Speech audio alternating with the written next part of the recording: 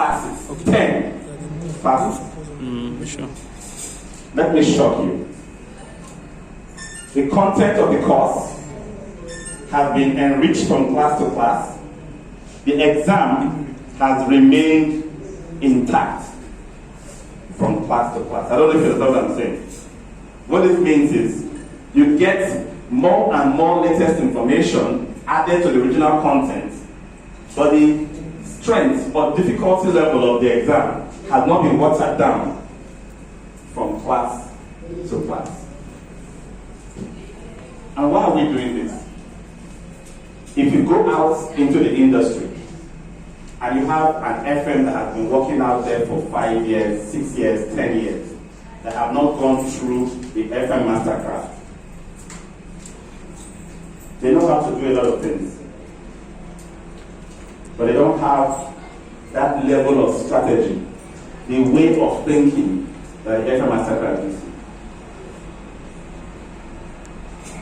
Let me tell you what's wrong with education in Nigeria right now. In fact, in the whole of the black race, the white man trained us to memorize, right? Trained us to master processes and procedures, right? They will tell you if you do 1, you can go on to 2, you wait for the next instruction. Isn't that basically how we are trained? So all the way from nursery to university, you have to read and write, isn't it? None of our training, none of our schooling system right now equips us to think, to analyze, to solve problems, to be real masters. So when we're putting this program together, we say it's not going to be an academic program. It's not going to be a read the text and pass an exam. No, it's not going to be that. It's going to be experiential. Every class you come to, you will learn new skills that will show you how to do new things. And for those of you who have been through the program, whether you are here graduating or you're here yet to graduate, you will realize that every class session is a standalone skill set session. Standalone. So it's so independent that from 1 3-hour block, you learn enough to be able to do one new thing. That is key to what we are trying to deliver. And the testimonials have been flooding in. The testimonials have been flooding in. People come back to say, the way your graduates think and take decisions on site is very different. Very different. You know, we used to have FMs come to say, oh, this happened to me. Somebody did this and I reacted that way, right? And it's almost a case of, justifying actions. But with the principles we are taught in the Mastercraft, you know exactly where your weaknesses are, isn't it? It's tough. It's tough to take those strong pills. You know where you have failed. You started a new site, you're working from month to month to month, and you have not done some basic things. You've not had an asset register. You don't have a condition assessment. You don't have a maintenance program. And then after 3 months, 6 months, 9 months down the line, you have issues. You come back and say, oh, sir, we had this issue or that issue. Where does the doctor start from? Diagnosing from the root cause, isn't it? Do you have this? No, I've been very busy. Do you have that? No, I've been very busy. What do you go back saying? I should have moved on to England.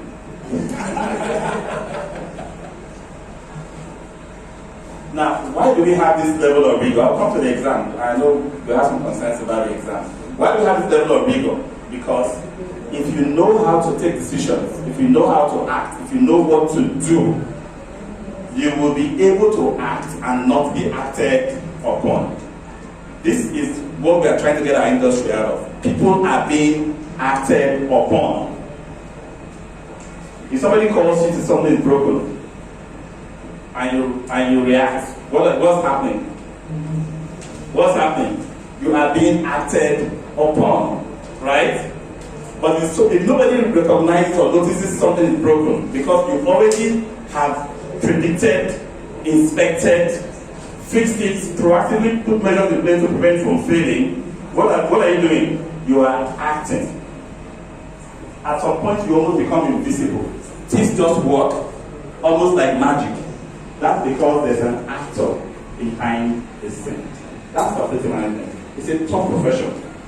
I can tell you I've had quite a handful of people who have gone through the program, not this masterclass program, they come for 1 or 2 training and they go out and say, you know what, Mr. Paul, I don't want to do FM again. It's too hard. It's too difficult. I thought it's just to maintain the building, but the one you are telling me is I have to be an oracle, I have to be a magician. What else? I have to be a board juggler. I have to be able to see, predict things that is almost like a spiritual and physical work meshed together, isn't it? But this is this distinguishing factor is that you don't only learn to become good at your profession, you become good personally. I don't know if you understand what I'm saying. The way you think about your relationship at home is affected by your work. Do you agree? The way you think about decisions regarding your friends, your colleagues, all changes. You know, we have a lot of pettiness. We have a lot of greedy tendencies. We have a lot of natural instincts to be unethical, isn't it? We are taught the principles to help us overcome these vices. So we not only become good at our job, but we also become good as an individual. So when you want to rise in the society, you want to rise in any sphere of life you find yourself, please take your FM career very seriously. If you learn the right principles and practice them both at work and in life, you will be elevated. Okay, so we had a few concerns about the exams being difficult, right? Who agrees? Who agrees? Can't raise your hand. No, the people, say it. Yes. Thank you. Please, clap yourself. Okay, thank you. Okay. It would be a cliche if I say nothing good comes easy, right? Certainly. But this is a fact. The fact is, if you don't have that level of rigor, if you didn't have to put in that much effort, you won't really be that good. We won't be able to beat our chest and say, you are that person. When somebody invites me and says, I heard about one of the graduates doing this and that, or not being able to do this and that, I ask more questions. You know why I ask those questions? Because if the person actually went through the program and actually passed the program and actually did those projects, at the end of the day, the person is head and shoulders taller than every other FM around him or her, even those that are very senior, very experienced. So that is something we beat our chest to say. And we are happy to recommend graduates to positions as you move on in your career. We're going to be introducing something in today's program, our talent management platform. We'll be talking about once you come in, you're part of our talent management pool. We guide your career from level to level, right? Many of us came in and we're still at officer level doing some 50K job or 40K job, right? We finished the program, we moved up one step. We're not saying don't hop from job to job, gain tangible experience, right? And for me, tangible experience is 2 years at least, yeah, in a position. But if you use the principles you have learned, the tools you have gathered to work in a position for 2 years, right? And we recommend you for something else, we are very sure that you will deliver. And that's what has been taking many people from that petty level to very high. Who can guess how much the highest paid FM in Lagos is right now? Guess, just throw a number. Pardon? Far short. 2M. 2M? I earn more than that as salary before I retire. Monthly, not more than annually. I earn more than that before I retire. So now, let me give you a clear picture. Because facility managers, management is not a career that you can pick on the street. Professionals is a supply and demand situation. That's what's driving that. The average graduate that leaves school today You should expect to earn like how much? On the average, civil service, private school, what? What number? Fresh from school, you will get 100. BSc or HND? Good. HND or BSc, you will get 100 if you're fresh from school. Something around 60 to 80, yes, fantastic. That's minimum wage is 33, right? 30, right? So just say times 2 of minimum wage. That's what it gradually will end when you leave school, to start your career, right? So somewhere between that, 60, 70, 80, right? If you left university or any higher institution, even if it's just a diploma you have, and you did the FM Mastercraft program, and you started working, through an internship or picked up a role immediately afterwards, if you watch the pay rise of people who did not, over the next 5 years, you'll be surprised. The difference is almost going to be like times 2. You know why? Let me explain why. When the next company is trying to get an FM, where does it go to? Right now, where does it go to? We just go poaching. Hey, you come. Where are you working? How much are you earning? Right? 150. Okay, well, that guy's already earning 150. If you need him, it's 200, right? Go and work for this guy. You are still earning 100, right? And go and work for that guy. It's earning 150 there, paying 150 there, isn't it? That's basically what's happening right now because there is no pool. There's no pool. So don't see what you have invested in, don't see what you have acquired as toys or something that's not important. It's extremely important. Alright? So I want to go into what next? What next? I know many people that want to get out of a program, they get a degree or get a new certification, they automatically say, I'm gone. Done and dusted, right? It's never done and dusted.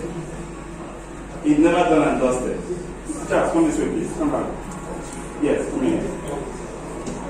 It's never done and dusted. Let me tell you, facility management is evolving.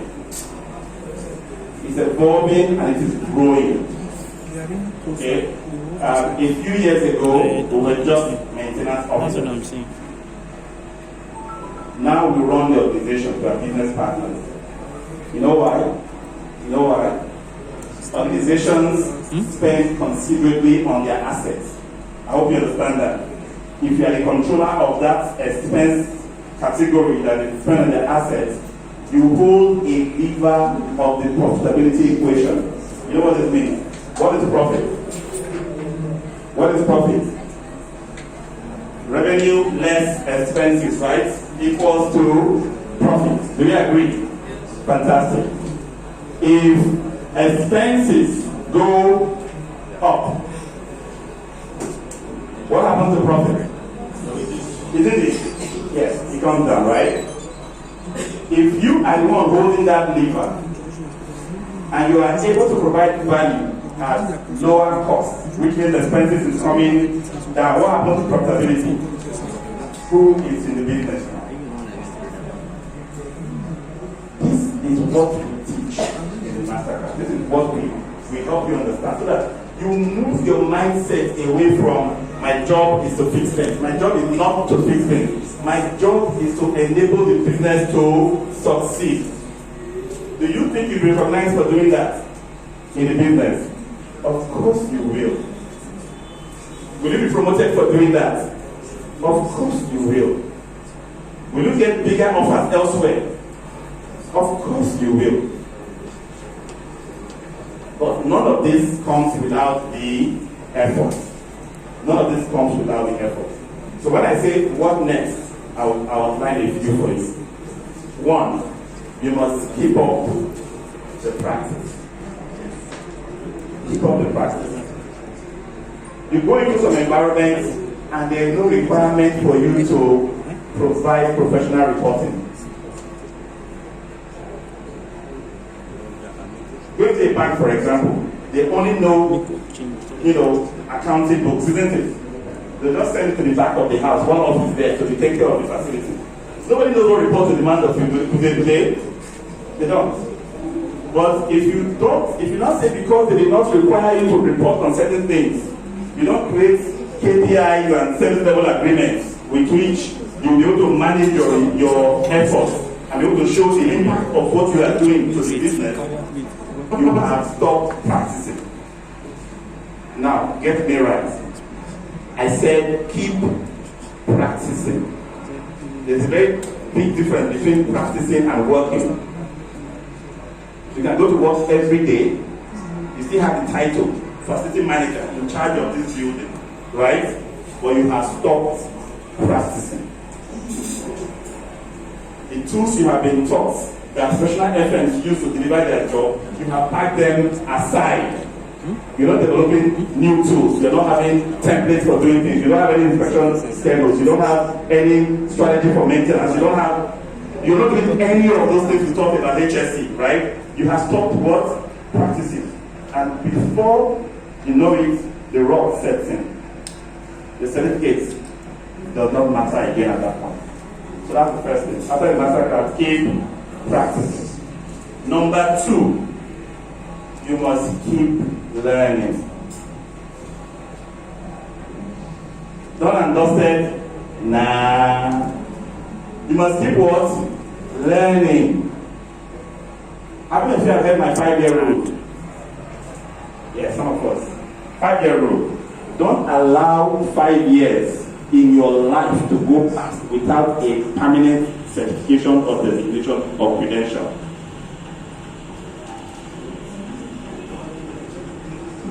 Are we together? So from your first degree to the FM Mastercraft is probably 5 years, right? From the Mastercraft to your FMP, worst case scenario, or your Masters in Facility Management should be what? Maximum 5 years. From there to CFM, which is the ultimate, maximum, are we together? You must keep learning and keep equipping yourself with further training and education. It is never enough. You are never done and dusted. Let me tell you how it works. For those who keep on that trajectory of practicing and learning, on the average, they will have salary doubling every 4 years. Maximum 4 years. So if you were on 100,000, the maximum would be 4 years for you to be on what? 200. If you were on 200, the maximum would be 4 years for you to be on what? 400. Somebody called me up and said, oh, they just gave me a $1 million a month job. I said, don't take it. There's something better for you. I know where that guy has been through. I know what he has been through. I know what he has passed through. I told him, don't take it. Why? Other offers are already lined up. Because he has pushed himself, he has learned, he has acquired, he has gained certificates, and he has gotten enough experience from actually practicing, not from working. Please, listen again. You gain experience from what? Practicing, not from working. You can actually work for 5 years and have 1 year experience. I hope you know that. So the length of time you work does not give you experience. It is the practice of a profession. The new innovation, the new ideas, the achievements you make during those years that becomes what? Your experience. Okay, so that's my big afterwards for you. First, practice. Second, keep learning. And keep acquiring more. Don't stop here. Third, and this is very important, maintain and be part of the professional network. Many of us are not in any FM organization or association right now. Don't stay away for too long. It's part of the practice. I shared with you the Nigeria FM initiative. Many of us are there in the platform on Telegram. Please sign up to the Nigeria FM initiative. It is the Association of Facility Management Practitioners Nigeria. That association is a national body. It is subscribed to by all other franchise associations. IFMA Nigeria chapter, IFMA Abuja chapter, IWFM, the British Institute of Facility Management Nigerian chapter, are all subscribed. Global FM group in Abuja are all subscribed to this platform. I belong to virtually everyone. And sometimes I look back and ask myself, why do I have to pay so many association dues every year? You know what? It pays off. Big time. Big time. AFMPN, Nigeria FM Initiative, be there. IFMA, be there. BIFM or IWFM now, be there. Which other one? Just belong to FM, where you can network, where you can have new friendships for solving problems, where you can make an impact, where you can be part of committees. I don't know if that's what I'm talking about. You need to be relevant. That is on the formal side. On the informal side, what kind of image do you have online? I have one young man. Every day he puts up a statement about facility management on his status. Puts out a post, writes a 2-pager about a topic in FM and puts it on LinkedIn.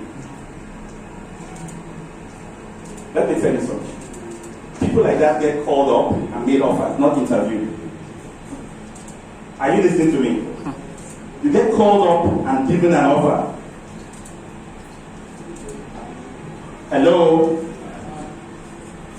I don't know if you understand what I'm talking about here. You know there's a difference between recruitment and headhunting. Do you know that? You know those that are headhunted? They are saying, leave me alone, I'm busy, I have work. I don't want this your work. They say, don't worry, we will give you a nice house, a nice car. They say, I don't even need. We won't pay your tax for you. You say, you don't like tax. I'm actually sharing my own experience. They called me up and said, oh, there's this organization, that company, they're interested in your profile. Would you like to work with them? I said, no, I'm busy, I have work. The guy says, I have $5,000 a month. I said, I'll pass. This white guy was shocked. Like, I'm talking to a Nigerian in 2000 and, this is 20, right? In 2013, and he's asking on $5,000 a month. I wasn't earning $5,000 equivalent then a month, but I passed the offer. He gave me 6 months, called me again, and says, the client has upped it to $10,000. I said, is that net or gross? He said, why do you care? I said, I need to know who's going to be paying the taxes.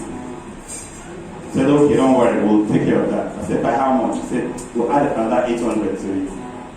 I said, okay, I need to know who this client is. And you know what? In 3 days, I was sent an invitation to come to London for a chat, not an interview, not a panel. Flew in, sat down, had a chat with the guy, and the guy said, I'm really happy you accepted my offer. You want that kind of story? You want that kind of story? In FM industry, it is possible, but you cannot sleep on the wheel and have this kind of story. Okay? So, I've given you practice, then acquire more education, right? Network, be known, be visible. Don't disappear. I want to log into LinkedIn every day and see what you are busy doing. You read an article, you post something about it. Something's on the news, FM related, you post something about it. Be busy, be active. That makes a difference. And finally, find people to lead into the path that you need to go. Are we together? If you know something and you are teaching it, you will get better. If you know something and you are not teaching it, you will get rusty. Teaching doesn't mean standing in front of the class like I do every day, right? Teaching it means as you're practicing, you are holding somebody else and say, you see how I did it, see how I did that. Are we together? As you receive the salary, you start saving towards the next training. The FM Mastercraft is starting in January. Start saving. How much do you have? Come, let me go and get you enrolled. That's how to mentor and coach people into the path. This will create two effects. One, it will elevate you to mentor status. Many of us see ourselves as we are still mentees, we are still being coached, isn't it? And when we call Mr. Austin, we call Mr. Paul, ask questions, right? But the moment the little you have, you start showing others how to walk in the practicing path. What have you become? A mentor, a master at your level. It's a mastercraft, by the way, isn't it? And as long as you're doing that, the first effect is that you are elevated. The second effect is that you are growing the industry. It's a case of the bigger the pie, the tastier the piece. If I practice in an industry that is well known, that has very good, high quality, well trained people, right? The industry gains recognition. When I say I'm a facility manager, nobody will think I'm a bank worker who is giving out credit facility. They will know it's buildings, isn't it? So what am I giving you today? I would like to give you something. What am I giving